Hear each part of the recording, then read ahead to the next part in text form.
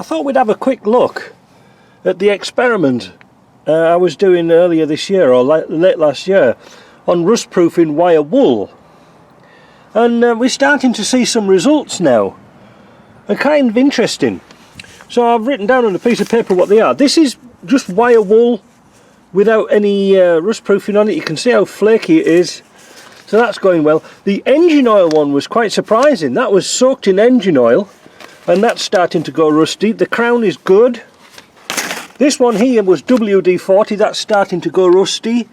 The one in the middle is honey goo, and the other one is fluid film. So far, fluid film, honey goo and crown are doing the best. Alright, so now let's go and have a look at some other experiments. This is our propane tank. It's about -7 today, so I brought it in to thaw it out, but what I did was Deborah brought some propane tanks that she's getting filled up, and look at the difference between the two.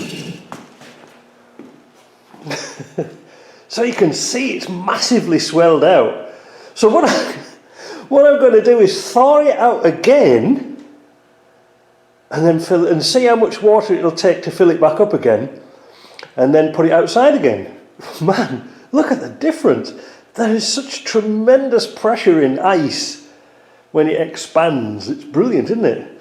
So I hope you like that. That was just a very quick one, just a bit of an update, and we'll see you later.